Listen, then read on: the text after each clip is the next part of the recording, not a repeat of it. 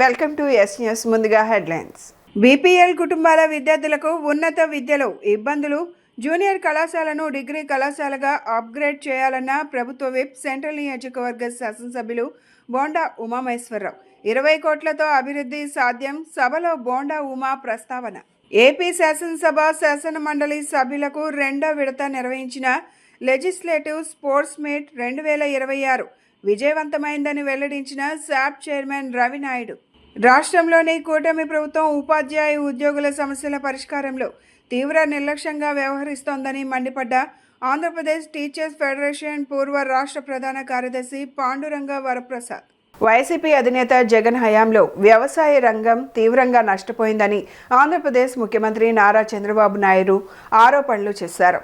రైతుల ఆత్మహత్యలు చేసుకోకుండా చర్యలు చేపట్టామని, అన్నదాతల ఆత్మహత్యకు గల కారణాలు తెలుసుకుని సమస్య పరిష్కరిస్తున్నామని తెలిపారు.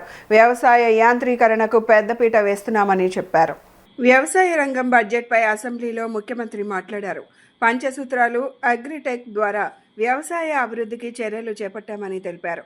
డిమాండ్ ఉన్న పంటలను పండించేలా రైతులకు అవగాహన కల్పిస్తామని పేర్కొన్నారు. ఫుడ్ ప్రాసెసింగ్ రంగాన్ని ప్రోత్సహించడం ద్వారా పంటలకు మంచి ధర లభిస్తుందని వివరించారు. ప్రతి ఏడాది 13,722 కోట్ల వ్యవసాయంలో ఉచిత విద్యుత్కు ఇస్తున్నామని చెప్పుకొచ్చారు. భూసారం పెంచేందుకు సూక్ష్మ పోషకాలను రైతులకు పంపిణీ చేస్తున్నామని వెల్లడించారు. వైసీపీ హయాంలో అన్నదాత సుఖీభవ కింద 7,000 ఇస్తే కూటమి ప్రభుత్వంలో 14,000 ఇస్తున్నామని స్పష్టం చేశారు. రైతు భరోసా పేరు చెప్పి జగన్ హయాంలో ప్రభుత్వం మిగతా ప్రోత్సాహకాలు ఆపివేసిందని ఆగ్రహించారు. ధాన్యం కొనుగోళ్లకు 10,000 కోట్లకు పైగా రైతులకు ఇచ్చామని చెప్పుకొచ్చారు.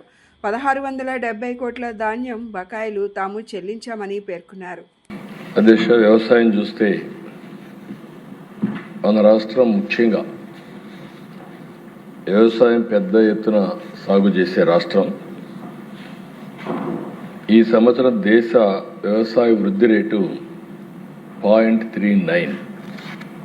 అదే మన రాష్ట్రానికి వస్తే 7.83% వృద్ధి రేటు వచ్చేది నమోదైంది. ఇంకొక పక్కన దేశ మన జనాభా రఫ్గా 4.2%. ఇండస్ట్రీ కానీ సర్వీస్ సెక్టర్ కానీ దానికంటే తక్కువే ఉన్నాం. కానీ వ్యవసాయంలో మాత్రం నేషనల్ జీడిపిలో 10% కాంట్రిబ్యూట్ చేసే ఏకైక రాష్ట్రం, అంటే మోర్ దెన్ డబల్. ఇది చూసినప్పుడు దిశ మనం వ్యవసాయాన్ని గడిచిన 5 సంవత్సరాల్లో అన్ని విధాల నష్టపోయాం, చాలా ఇబ్బందులు పడ్డాం. అందుకే స్వర్ణాంధ్ర 10 సూత్రాల్లో అగ్రిటెక్ ఒక ప్రిన్సిపల్, ఒక సూత్రం.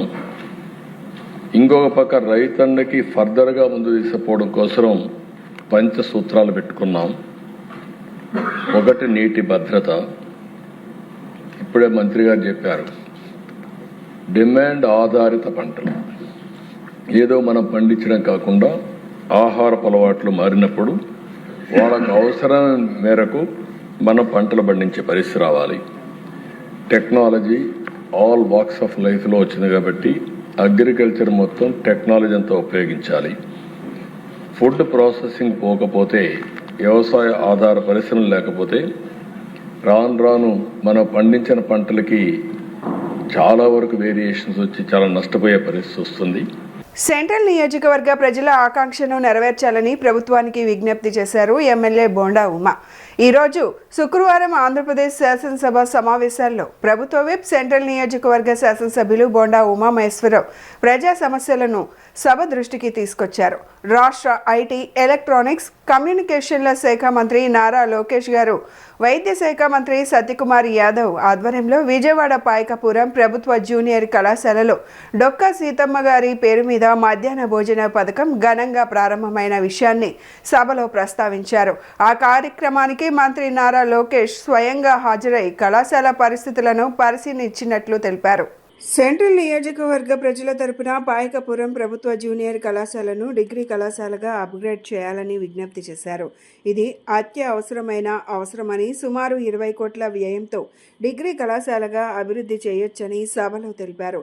కాబట్టి సెంట్రల్ నియోజకవర్గ ప్రజల ఆకాంక్షను గౌరవించి పాయకపురం ప్రభుత్వ జూనియర్ కళాశాలను వెంటనే డిగ్రీ కళాశాలగా అప్గ్రేడ్ చేయాలని గౌరవ మంత్రివర్యులను మరొక్కసారి విజ్ఞప్తి చేశారు.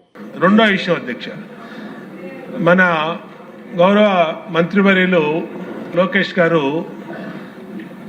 మా సెంట్రల్ నియోజకవర్గంలోనే డొక్కా సీతమ్మ గారి పేరు మీద మధ్యాహ్న భోజన పథకాన్ని స్టార్ట్ చేశారు అధ్యక్ష. అది ఒక గవర్నమెంట్ జూనియర్ కాలేజీలో స్టార్ట్ చేశారు అధ్యక్ష. ఈ 2 లక్షల మంది జనాభా ఉన్న ఈ ప్రాంతానికి గవర్నమెంట్ తరఫున ఒక జూనియర్ కాలేజీ మాత్రమే ఉంది అధ్యక్ష. మా రిక్వెస్ట్ ఏంటంటే ప్రజలందరూ కూడా పూర్ పీపుల్, బీపీఎల్ ఫ్యామిలీస్ ఎక్కువ మంది అక్కడ ఉంటున్నారు కాబట్టి దాన్ని అప్గ్రేడ్ చేసి డిగ్రీ కాలేజీగా చేయమని చెప్పి అందరూ కోరుతున్నారు అధ్యక్ష. అది చాలా అవసరం ఉంది. గౌరవ మంత్రివర్యులు నారా లోకేష్ గారికి ఆ రోజు కాలేజీ చూశారు, ఆ రోజు కూడా అక్కడ చెప్పడం జరిగింది. ఈ సభ ద్వారా మొన్న కూడా నేను ప్రస్తావించాను అధ్యక్ష. ఈ సభ ద్వారా అడిగేది ఒక 20 కోట్లు పెడితే అది డిగ్రీ కాలేజ్ అవుతుంది అధ్యక్ష. దాన్ని వెంటనే చేయమని చెప్పి తమరి ద్వారా అడుగుతున్నాం అధ్యక్ష.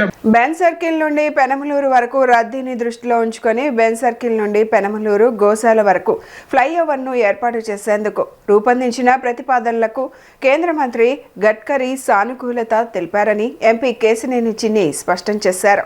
ఈ ఫ్లైఓవర్ అందుబాటులోకి వస్తే విజయవాడ నుండి మచిలీపట్నం వైపు వెళ్లే ప్రయాణికులకు, స్థానిక ప్రజలకు ట్రాఫిక్ ఇబ్బందులు తొలగిపోతాయని వెల్లడించారు. శుక్రవారం ఎంపీ కేశినేని చిన్ని తూర్పు నియోజకవర్గం ఎమ్మెల్యే గద్దె రామ్మోహన్తో కలిసి బెన్ సర్కిల్ ప్రాంతంలో ప్రజా సమస్యలపై పర్యటించారు. ఈ సందర్భంగా బెన్ సర్కిల్ వద్ద ట్రాఫిక్ కష్టాలపై వారు స్పందించారు. గతంలో చంద్రబాబు నాయుడు ముఖ్యమంత్రిగా ఉన్న సమయంలో ఇక్కడ డబుల్ ఫ్లైఓవర్ను నిర్మించి ట్రాఫిక్ ఇబ్బందులను కొంతవరకు తగ్గించినప్పటికీ రోజురోజుకు పెరుగుతున్న వాహనాల రద్దీతో నగరవాసులు మళ్లీ ఇబ్బందులు ఎదుర్కొంటున్నారన్నారు. బెన్ సర్కిల్ నుండి పెనమలూరు గోశాల వరకు ఫ్లైఓవర్ను ఏర్పాటు చేసేందుకు రూపొందించిన ప్రతిపాదనలకు కేంద్ర మంత్రి గడ్కరీ సానుకూలత తెలిపారన్నారు. ఈ ఫ్లైఓవర్లు రావటం వల్ల ట్రాఫిక్ రద్దీకి శాశ్వత పరిష్కారం లభిస్తుందన్నారు. అదేవిధంగా బెన్ సర్కిల్ ప్రాంతంలోని స్థానికుల సమస్యలపై అధికారులతో చర్చించారు. కార్పొరేషన్ చీఫ్ ఇంజనీర్ గారు అందరూ వచ్చి వాళ్ళు పరిశీలించడం జరిగింది. నిన్నే నేషనల్ హైవేస్ కార్పొరేషను కలెక్టర్ గారితో ఒక సమీక్ష చేయడం జరిగింది. ఈ ప్రాంతంలో మేము కొత్త బస్టాండ్ నుంచి స్క్రూ బ్రిడ్జ్ వరకు ఫ్లైఓవర్ అడగడం జరిగింది. కనకదుర్గమ్మ వారి దగ్గర దిగి ఎక్కే విధంగా స్క్రూ బ్రిడ్జ్ వరకు మేము ఫ్లైఓవర్ అడగడం జరిగింది.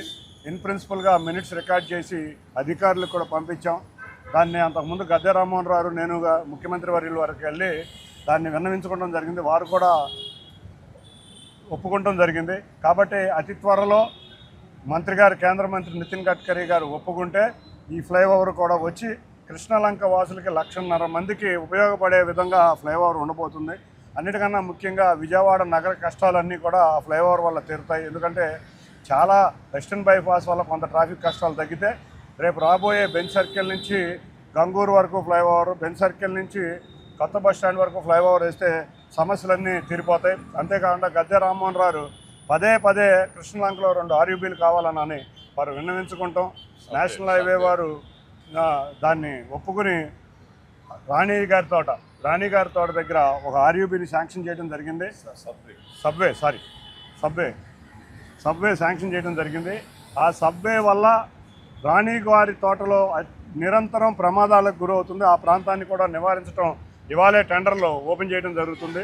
అతి త్వరలో ఆ ప్రాంత వాసుల కోరిక ఫ్లైఓవరు, ఆ 2 ఆర్యూబీలు కూడా తీరుతాయి. అన్నిటికన్నా ముఖ్యంగా ఇక్కడికి వస్తే నిజంగా చూస్తే బెన్ సర్కిల్ నుంచి ఒకసారి ట్రాఫిక్ సిగ్నల్ పడితే స్క్రూ బ్రిడ్జ్ దాటి ట్రాఫిక్ అవుతుంది. అందులో నగరాల్లోకి వెళ్లాల్సిన వాసులకి చాలా ఇబ్బందికర పరిస్థితులు వస్తున్నాయి. వీటికి తోడు లారీ ఓనర్స్ అసోసియేషన్ హాల్లో ఏదైనా ఫంక్షన్ జరిగితే ఇక్కడ పార్కింగ్ కూడా నేషనల్ హైవే అంతకుముందు ఇంత చివరి దాకా ఉండేది కాదు, వాళ్ళకి పార్కింగ్ స్థలం ఉండేది. కానీ ఆ పార్కింగ్ స్థలం నేషనల్ హైవే అధికారంలోకి వెళ్ళటం వల్ల ఇబ్బందులు పడుతున్నారు. ఈ డివైడర్లో పార్కింగు అంతేకాకుండా ఒక రోడ్డు ఆ రోడ్డు స్క్రూ బ్రిడ్జ్ నుంచి వచ్చే వాహనదారులు బృందావన్ కాలనీ, చంద్రమౌళి నగర్, జ్యోతి కన్వెన్షన్, అన్నిటికన్నా ముఖ్యంగా ఎంజీ రోడ్డు వెళ్ళే వాసులకి బెంచ్ సర్కిల్ దాకా వెళ్లకుండా ఇటు డైరెక్ట్గా ఈ ఫ్లైఓవర్ కింద ఒక రోడ్డు ఏర్పాటు చేయమని కోరటం జరిగింది. అధికారులు దానికి సమ్మతించారు. అంతేకాకుండా బెంచ్ సర్కిల్ అనేది విజయవాడ నగరానికి ప్రధానమైన కూడలి. 60-70 సంవత్సరాల నుంచి కూడా బెంచ్ సర్కిల్ అంటే ఒక ప్రసిద్ధమైన ప్రాంతం. ఈ ప్రాంతంలో నిత్యం ట్రాఫిక్ వలన అనేక మంది ఇబ్బందులు గురవుతున్న సందర్భంలో 2014-19లో ఆనాడు కూడా ముఖ్యమంత్రి కూడా నారా చంద్రబాబు నాయుడు గారి యొక్క ప్రత్యేకమైన కృషితో అందమైన డబుల్ ఫ్లైఓవర్లు ఏర్పాటు చేయడం జరిగింది. దానివల్ల కొంతమేరకు ట్రాఫిక్ కంట్రోల్ అయినా ఇంకా కూడా రోజు రోజుకు పెరుగుతున్న రద్దీకి మరింత అవకాశాలు కల్పించడానికి ఎంపీ కేసీఆర్ చిన్ని గారు ప్రత్యేకమైన శ్రద్ధ తీసుకొని కనకదుర్గమ్మ దగ్గర నుంచి ఫ్లైఓవర్ బెంచ్ సర్కిల్ వరకు శుక్రవారం సింగనగర్లోని సెంట్రల్ నియోజకవర్గ ఎమ్మెల్యే కార్యాలయంలో నిర్వహించిన ప్రజా దర్బార్ కార్యక్రమం ప్రజల విశేష స్పందనతో విజయవంతంగా జరిగింది. ప్రభుత్వ విప్ సెంట్రల్ నియోజకవర్గ శాసనసభ్యులు బోండా ఉమామహేశ్వరరావు మార్గదర్శకత్వంలో ఈ కార్యక్రమం నిర్వహించబడింది. ఈ సందర్భంగా తెలుగుదేశం పార్టీ యువ నాయకులు బోండా సిద్ధార్థ మాట్లాడుతూ ఎమ్మెల్యే బోండా ఉమామహేశ్వరరావు శాసనసభలో అభివృద్ధి అంశాలపై గళమెత్తి మాట్లాడడమే కాకుండా కార్యాలయంలో ప్రజల సమస్యల పరిష్కారానికి ప్రత్యేక దృష్టి సారిస్తున్నారని కొనియాడారు. విద్య, వైద్యం, మౌలిక వసతులు, పేదల సంక్షేమం వంటి అంశాలలో ఎమ్మెల్యే నిరంతరం శ్రద్ధ చూపుతున్నారని, ప్రజల సమస్యలను యుద్ధ ప్రాతిపదికన పరిష్కరించేందుకు కార్యాచరణ ప్రణాళికతో ముందుకు సాగుతున్నారని తెలిపారు. ముఖ్యంగా ఇళ్ల స్థలాలు, పెన్షన్లు, స్వయం ఉపాధి పథకాలు, చిన్న వ్యాపారులకు ఆర్థిక సాయం వంటి అంశాలలో అర్హులైన ప్రతి కుటుంబానికి న్యాయం జరిగేలా ఎమ్మెల్యే కృషి చేస్తున్నారని అన్నారు. ప్రజా దర్బార్లో వచ్చిన ప్రతి దరఖాస్తును సంబంధిత అధికారులతో సమన్వయం చేసి నిర్దిష్ట గడువులో పరిష్కారం చేయాలని ఎమ్మెల్యే స్పష్టమైన ఆదేశాలు ఇచ్చారని వెల్లడించారు. సెంట్రల్ నియోజకవర్గాన్ని సమస్య లేని ప్రాంతంగా తీర్చిదిద్దడమే ఎమ్మెల్యే లక్ష్యమని, అభివృద్ధి మరియు సంక్షేమం కలిసే నడిచేలా ప్రజలకు నిత్యం అండగా నిలుస్తున్నారని కొనియాడారు. ఈ కార్యక్రమంలో టీడీపీ రాష్ట్ర కార్యదర్శి నవనీతం సాంబశివరావు, ఎమ్మెల్యే కార్యాలయ కార్యదర్శి Ganta Krishnamohan, central CVAP special officer M Nagamalleswararao, zonal commissioner Prabhudas, CDO Jagadeeswari, Swarnandhra @2047 team, housing AE Irfan, young professional R Venkatesh, CVAP team division అధ్యక్షులు, కార్యదర్శులు, ఎన్డీఏ కూటమి పార్టీ నాయకులు, అధికారులు, సివిఏపీ టీం సభ్యులు, ఎన్డీఏ కూటమి నాయకులు తదితరులు పాల్గొన్నారు. ఏపీ శాసనసభ శాసన మండలి సభ్యులకు 2వ విడత నిర్వహించిన లెజిస్లేటివ్ స్పోర్ట్స్ మీట్ 2026 విజయవంతమైందని శాప్ చైర్మన్ రవినాయుడు వెల్లడించారు. క్రీడలపై ఆసక్తిని కలిగించేలా ఏర్పాటు చేసిన స్పోర్ట్స్ మీట్పై వైసీపీ సోషల్ మీడియా విషం చిమ్మిందని ఆగ్రహం వ్యక్తం చేశారు. వచ్చే ఏడాది ఇంకా గొప్పగా పోటీలు నిర్వహిస్తామని స్పష్టం చేశారు. మంత్రులు, ఎమ్మెల్యేలు ప్రొఫెషనల్ క్రీడాకారులుగా ఆడారని చెప్పారు. ఏపీ శాప్ చైర్మన్ రవినాయుడు ఆధ్వర్యంలో ఇందిరాగాంధీ స్టేడియంలో శుక్రవారం మీడియా సమావేశం జరిగింది. ఈ సమావేశంలో ఆయన మాట్లాడుతూ కూటమి ప్రభుత్వం క్రీడలకు అత్యంత ప్రాధాన్యత ఇస్తుందన్నారు. ఈ నేపథ్యంలో క్రీడలపై యువతకు ఆసక్తిని కలిగించేలా నిర్వహించిన ఏపీ లెజిస్లేటివ్ స్పోర్ట్స్ మీట్ 2026 విజయవంతమైందన్నారు. ఏపీలో అన్ని రాష్ట్రాల లెజిస్లేటివ్తో పోటీలు నిర్వహించేలా ప్రయత్నాలు జరుగుతున్నాయన్నారు. 100 కోట్ల రూపాయలతో నూతన స్టేడియంల నిర్మాణానికి కూటమి ప్రభుత్వం సహకరిస్తుందన్నారు. క్రీడా పోటీలు పెట్టకుండా వైసీపీ 100 కోట్లు దోచుకుందన్నారు. క్రీడాకారులను ప్రోత్సహించే పలు కార్యక్రమాలను చేపట్టామన్నారు. రాష్ట్రంలో క్రీడల అభివృద్ధికి శాప్ చిత్తశుద్ధి కృషి చేస్తుందన్నారు. ఆంధ్రప్రదేశ్ శాసనసభ శాసన మండలికి సంబంధించిన 2వ విడత అంటే 25లో నిర్వహించాం. ఈ 26వ సంవత్సరం ఏదైతే తలపెట్టామో 3 రోజులు ఊహించని విధంగా సక్సెస్ అయింది. దానికి మీ సపోర్టు ఎంత చేయాలో దానికి మించి చేశారు. క్రీడలకు మీ మీదున్న ప్రేమను అభిమానాన్ని మరొకసారి మీడియా మిత్రులు చూపించారు. హృదయపూర్వకంగా ఎలక్ట్రానిక్ అండ్ ప్రింట్ మీడియా వారికి కృతజ్ఞతలు కూడా తెలియజేసుకుంటున్నాం. ఎందుకంటే నేను చూస్తున్నాను ఫీల్డ్లో ఆడిన ప్రతి దాన్ని ప్రజలకు చూపించాలి, క్రీడా రంగాన్ని ప్రోత్సహించాలి. శాసనసభ్యులు అంటే ఒక వ్యక్తి కాదు, 3 లక్షల మందికి ఆ నియోజకవర్గంలో ఒక ప్రతినిధి, మంత్రులు కానీ. దాని తర్వాత ఈరోజు కొంతమంది శాసనసభ్యులకి మంత్రులకి కొన్ని లక్షల మంది వాళ్ళని అభిమానించే వాళ్ళు ఉన్నారు.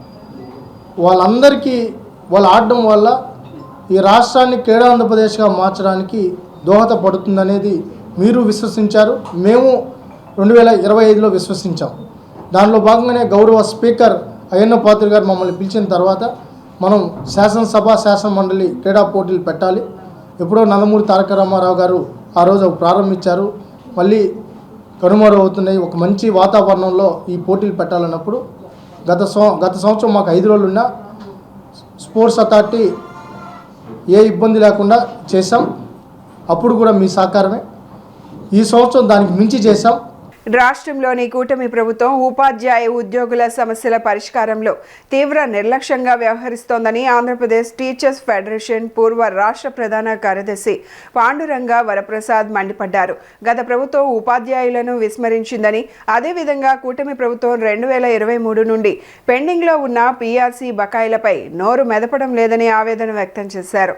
ప్రభుత్వం వెంటనే తమ సమస్యల పరిష్కారానికి కృషి చేయాలని, లేని పక్షంలో 10వ తరగతి పరీక్షల అనంతరం రాష్ట్ర స్థాయిలో ఉద్యమాన్ని మరింత ఉధృతంగా నిర్వహిస్తామని హెచ్చరించారు. విజయవాడ గాంధీనగర్ ధర్నా చౌక్ నందు ఆంధ్రప్రదేశ్ టీచర్స్ ఫెడరేషన్ ఆధ్వర్యంలో ఉపాధ్యాయులు, పీఆర్సీ, ఐఆర్ ఇంకా ఇతర సమస్యల పరిష్కారం కోరుతూ నిరసన కార్యక్రమం జరిగింది. ఈ నిరసన కార్యక్రమానికి ఏపీటీఎఫ్ పూర్వ రాష్ట్ర ప్రధాన కార్యదర్శి పాండురంగ వరప్రసాద్ నేతృత్వం వహించారు. ఈ సందర్భంగా ఆయన మాట్లాడుతూ ఉద్యోగులు, ఉపాధ్యాయుల సమస్యలు పరిష్కారం కావడం లేదన్నారు. 2023 నుండి 11వ పీఆర్సీ అమల్లోకి రావాల్సి ఉందని, 4 డిఏలు పెండింగ్లో ఉన్నాయని చెప్పారు. గత ప్రభుత్వం 25,000 కోట్ల బకాయిలు చెల్లించాల్సి ఉందని, వాటికి అతీగతి లేదన్నారు. ఉద్యోగ విరమణ చేసిన వారికి అందాల్సిన గ్రాట్యుటీ, ప్రావిడెంట్ ఫండ్ ఏడాదిగా నిలిచిపోయాయన్నారు. ఉపాధ్యాయుల సమస్యలు పరిష్కరించని పక్షంలో 10వ తరగతి పరీక్షల అనంతరం ఉద్యమాన్ని తీవ్రతరం చేస్తామని ఆయన హెచ్చరించారు. ఆందోళనలో ఏపీటీఎఫ్ ప్రతినిధులు, ఉపాధ్యాయులు పాల్గొన్నారు. ఇవాళ రాష్ట్రంలో ప్రభుత్వం విద్యారంగం పట్ల నిర్లక్ష్య ధోరణి ఒక పక్క ప్రదర్శిస్తూ ప్రైవేటీకరణ చేయాలనేటువంటి ఉత్సాహం కనపడతా ఉంది రాష్ట్ర ప్రభుత్వంలో. మెడికల్ కళాశాలల ప్రైవేటీకరణ దగ్గర నుంచి ఇవాళ యూనివర్సిటీలని ప్రైవేటు విశ్వవిద్యాలయాలకి, ప్రైవేటు ఉన్నత విద్యా సంస్థలకి విస్తృతంగా భూములు ఇవ్వటము, అనుమతులు ఇవ్వటము జరుగుతూ ఉంది. పాఠశాల విద్య తీసుకున్నా కూడా పాఠశాల విద్యలో వేలాది పోస్టులు ఖాళీగా ఉన్నాయి. దాదాపు 16,000 పోస్టులు ఖాళీగా ఉంటే గత ప్రభుత్వం అయితే భర్తీ చేయలేదు. ఈ ప్రభుత్వం భర్తీ చేస్తుందని ఎదురు చూస్తే 6,000 పోస్టులు మాత్రమే భర్తీ చేశారు. మరలా ఖాళీలు వచ్చినాయి, సంవత్సరం అయిపోయింది. అనేక వేల ఖాళీలు ఉన్నాయి. ఇవాళ 11,000 పాఠశాలలు సింగిల్ టీచర్ పాఠశాలలుగా నడుస్తున్నాయి. రాష్ట్రంలో 11,000 పైగా ఉన్నాయి. ఆ సింగిల్ టీచర్ పాఠశాలల్లో విద్యా బోధన ఏం జరుగుతుంది? ఈ సంవత్సరం 2,55,000 మంది, మాకు తెలిసినటువంటి అనధికార సమాచారం ప్రకారం 2,55,000 మంది విద్యార్థులు ప్రైవేటు పాఠశాలకు తరలిపోయారు ఈ విద్యా సంవత్సరంలో. రాను ఏటా మరి గవర్నమెంట్ పాఠశాలల్లో విద్యార్థుల సంఖ్య తగ్గిపోతూ ఉంది. దీనికి ఈ తల్లికి వందనం కార్యక్రమం కారణం అయితే, పాఠశాలల్లో ఉపాధ్యాయులు నియమించకపోవడం, సింగిల్ టీచర్ స్కూల్స్ ఒక 117 జీవో రద్దు చేయాలని చెప్పి మేము కోరాం. 6-7 తరగతులతో పాటు 3-4-5 కూడా హై స్కూల్లో కలిపితే దాన్ని రద్దు చేశారు. కానీ 1వ తరగతి నుంచి తీసుకెళ్లి హై స్కూల్లో పెట్టిన పరిస్థితి ఉంది. దానివల్ల కూడా వాళ్ళ పాఠశాలల స్ట్రెంగ్త్ తగ్గిపోయింది. అనేక రకమైన ప్రయోగాలు చేస్తూ ఉన్నారు. ఈరోజే పేపర్లో వచ్చింది, 9th క్లాస్ వాళ్ళకి పాఠాలు చెప్పడం ఆపేసి పరీక్షలు పెట్టేయండి. ఒక నెల ముందే, సెలవులకు ముందే 10th క్లాస్ బోధిస్తాం 9th క్లాస్ వాళ్ళకని. అవి 3 సబ్జెక్టేనంట. లాంగ్వేజెస్ జూన్ నుంచి చెబుతాం, ఈ సబ్జెక్ట్సే ఇంపార్టెంటు అంటే ఈ సబ్జెక్ట్సే ఇంపార్టెంట్ అని ప్రభుత్వమే చెబుతూ ఉంటే ఆ మిగిలిన సబ్జెక్ట్స్ పిల్లలు నేర్చుకునేటువంటి ఆసక్తి తగ్గిపోద్ది. సామాజిక శాస్త్రాలు, భాషల పట్ల ప్రభుత్వం ఈ విధంగా ప్రభుత్వమే ప్రకటించడం, అధికారులు ప్రకటించడం చాలా దారుణమైన విషయం. ఇది శాస్త్రీయమైనటువంటి విద్యా విధానం కాదు. దేశాభివృద్ధికి, విద్యార్థుల అభివృద్ధికి తోడ్పడేటువంటి విద్యా విధానం కాదు. ప్రభుత్వాలు మారుతున్నా గ్రామ పంచాయతీ కార్మికుల జీవితాలు మారడం లేదని సిఐటియు నాయకుడు ఎన్సిహెచ్ శ్రీనివాస్ ఆవేదన వ్యక్తం చేశారు. మున్సిపల్ కార్మికుల తరహాలోని గ్రామ పంచాయతీ కార్మికులకు కనీస వేతనం 21,000 రూపాయలను చెల్లించాలని విజ్ఞప్తి చేశారు. పంచాయతీరాజ్ గ్రామీణ అభివృద్ధి శాఖ మంత్రి పవన్ కళ్యాణ్ పై కార్మికులు ఎన్నో ఆశలు పెట్టుకున్నారని, గ్రామ పంచాయతీ కార్మికులు ఎదుర్కొంటున్న సమస్యలను కూటమి ప్రభుత్వం వెంటనే పరిష్కరించాలని డిమాండ్ చేశారు. విజయవాడ గాంధీనగర్ ధర్నా చౌక్ నందు సిఐటియు ఆధ్వర్యంలో గ్రామ పంచాయతీ కార్మికులు ఎదుర్కొంటున్న సమస్యలు పరిష్కరించాలని కోరుతూ నిరసన కార్యక్రమం నిర్వహించారు. ఈ నిరసన కార్యక్రమంలో సిఐటియు నాయకుడు ఎన్సిహెచ్ శ్రీనివాస్ పాల్గొని మాట్లాడుతూ, గ్రామ పంచాయతీ కార్మికులకు మున్సిపల్ కార్మికుల తరహాలోనే జీవో నెంబర్ 36 ప్రకారం జీతాలు చెల్లించాలని కోరారు. కార్మికులు అందరికీ విధి నిర్వహణకు అవసరమైన రక్షణ పరికరాలు, పనిముట్లు అందజేయాలన్నారు. పంచాయతీరాజ్ గ్రామీణ అభివృద్ధి శాఖ మంత్రిగా పవన్ కళ్యాణ్ బాధ్యతలు చేపట్టడంతో కార్మికులంతా ఆయనపై కొండంత ఆశలు పెట్టుకున్నారని తెలిపారు.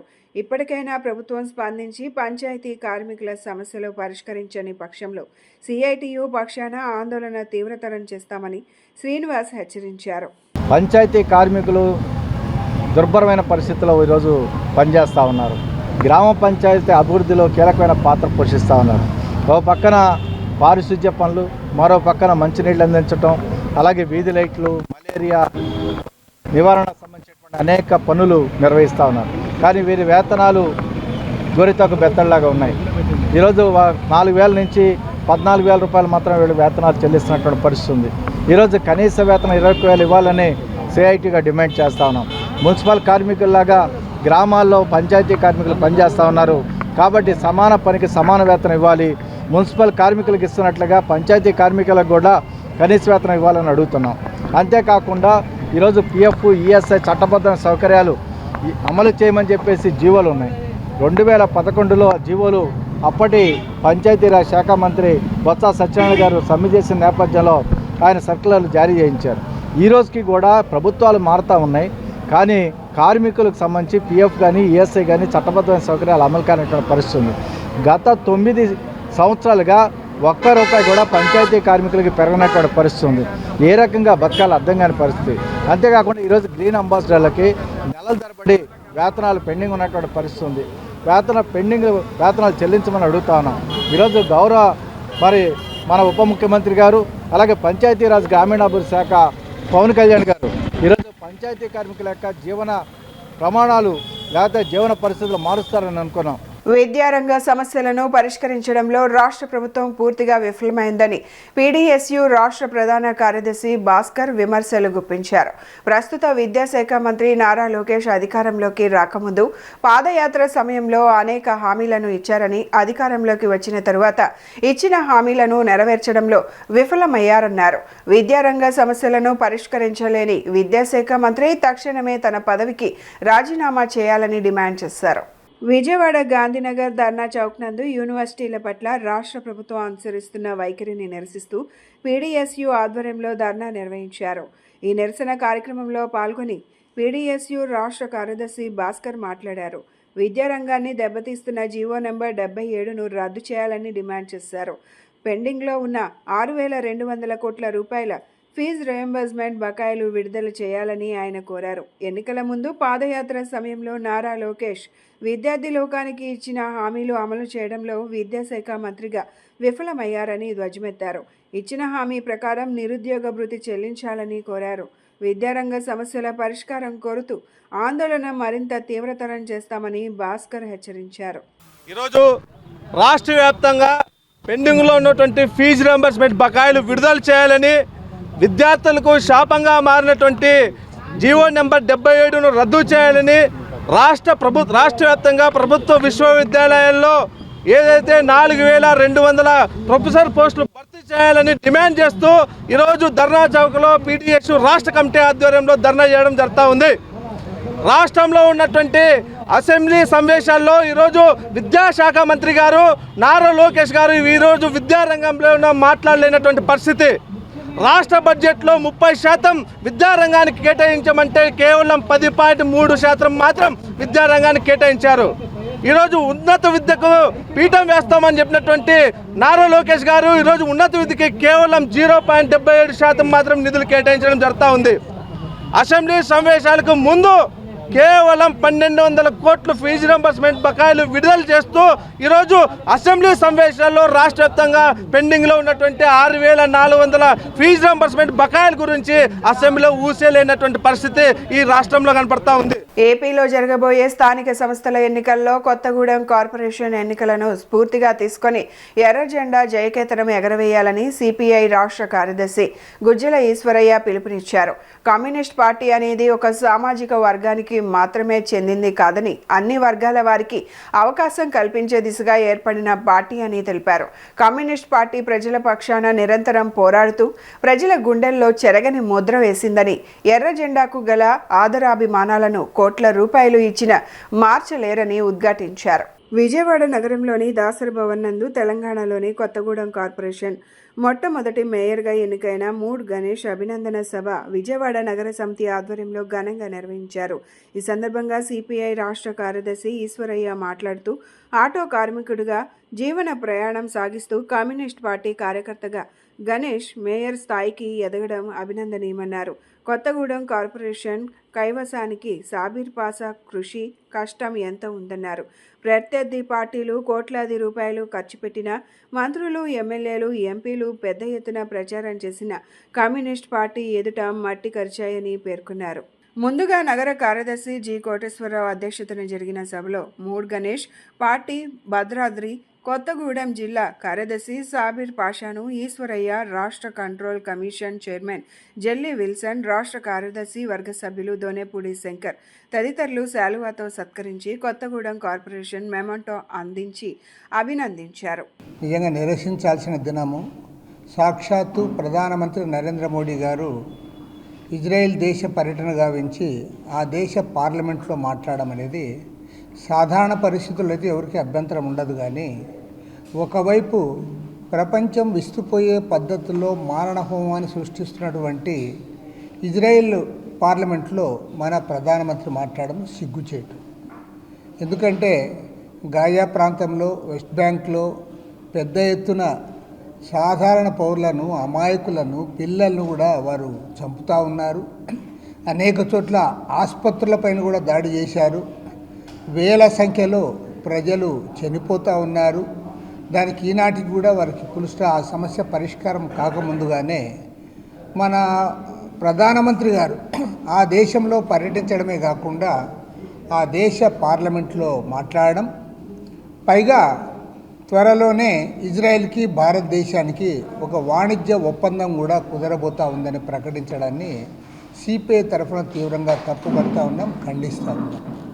ఎందుకంటే భారతదేశం ముందు నుంచి కూడా పాలస్తీనా విషయంలో మహాత్మా గాంధీ గారి కాలం నుంచి కూడా ఒక స్పష్టమైన వైఖరితో పాలస్తీనాలకు భూభాగం ఉండాలి, వారి దేశాన్ని కాపాడాలని మనం చెప్తా ఉంటే ఇవాళ ఆ దేశమే లేకుండా చేయడానికి ప్రయత్నం చేస్తున్న సందర్భంలో వారికి అండగా నిలబడడం మాత్రం పూర్తిగా తప్పుపడతా ఉన్నాం, ఖండిస్తూ ఉన్నాం. తర్వాత మన రాష్ట్రంలో నిజంగా ప్రధానమైన అంశాలు రోజు తెలుగుదేశం, వైఎస్ఆర్ కాంగ్రెస్ పార్టీ వాళ్ళు అసెంబ్లీకి రావడంలే, శాసన మండలిలో గొడవ పడుతూ ఉన్నారు, బయట డిబేట్స్లో గొడవ పడుతూ ఉన్నారు. ప్రతిరోజు కూడా ఒకరికొరు విమర్శించుకుంటున్నారు. పాపం ప్రజలందరూ కూడా రెండు పార్టీలు కూడా ఒకరికొరు విమర్శించుకుంటూ ఉన్నాయి.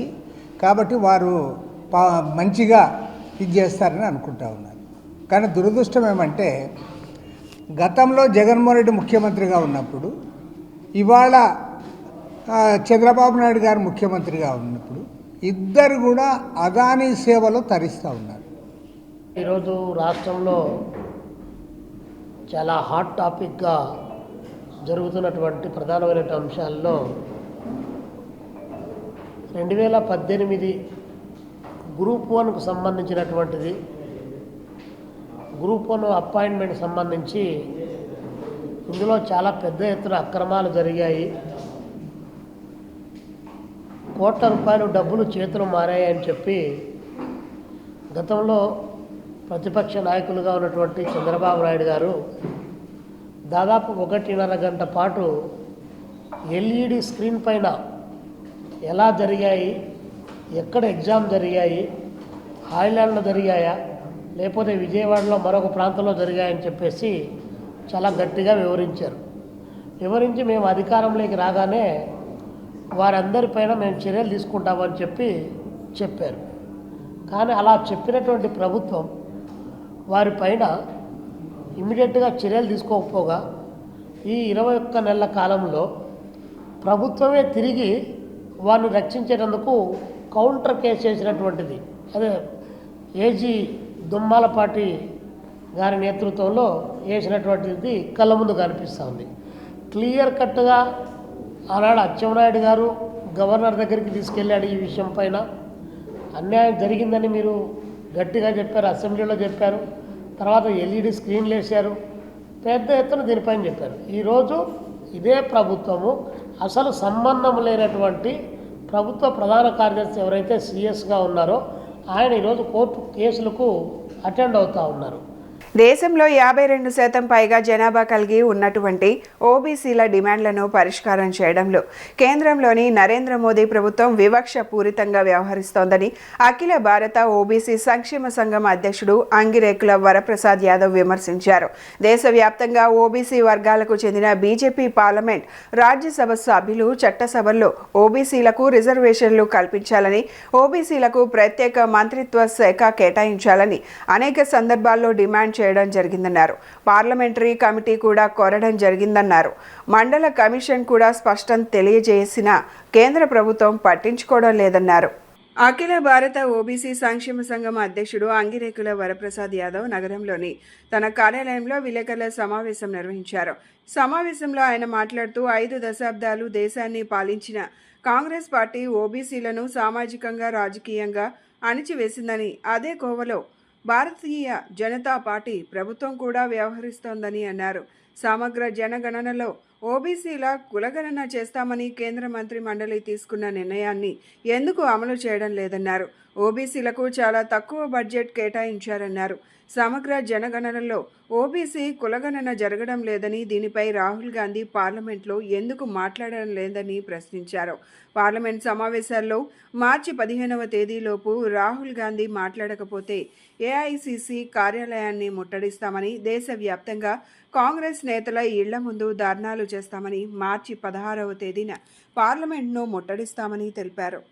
దేశంలో 52% పైగా జనాభా కలిగి ఉన్నటువంటి ఓబీసీల యొక్క డిమాండ్ను పరిష్కారం చేయటంలో కేంద్రంలో ఉన్నటువంటి నరేంద్ర మోడీ గారి ప్రభుత్వం వివక్షపూరితంగా వ్యవహరిస్తూ ఉంది.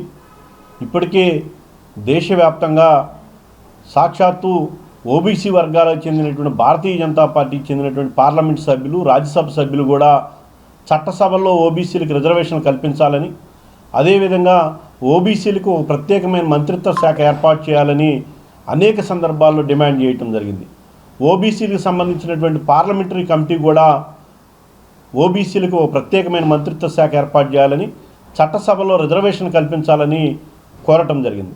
అదేవిధంగా మండల కమిషన్ కూడా చాలా స్పష్టంగా ఓబీసీలకి చట్టసభల్లో రిజర్వేషన్ కల్పించాలని, ఓబీసీలకు ఒక ప్రత్యేకమైన మంత్రిత్వ శాఖ ఏర్పాటు చేయాలని, ఓబీసీలకు దేశవ్యాప్తంగా ఒక సప్లాన్ చట్టాన్ని రూపకల్పన చేయాలని సిఫార్సు చేసినప్పటికి కూడా ఈ దేశాన్ని పరిపాలించినటువంటి కాంగ్రెస్ పార్టీ 5 దశాబ్దాలుగా ఓబీసీలని సామాజికంగా, రాజకీయంగా అణచివేయడం జరిగింది.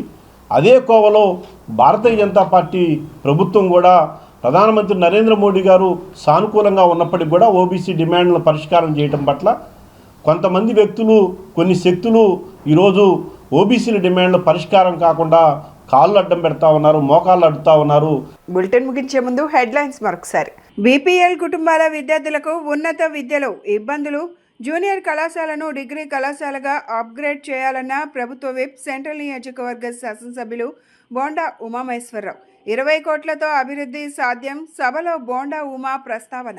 ఏపీ శాసనసభ శాసన మండలి సభ్యులకు 2వ విడత నిర్వహించిన లెజిస్లేటివ్ స్పోర్ట్స్ మీట్ 2026 విజయవంతమైందని వెల్లడించిన శాప్ చైర్మన్ రవినాయుడు.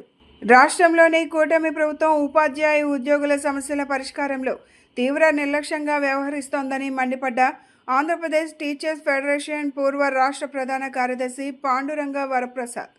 ఇవి ఈనాటి bulletin updates. Keep watching us news.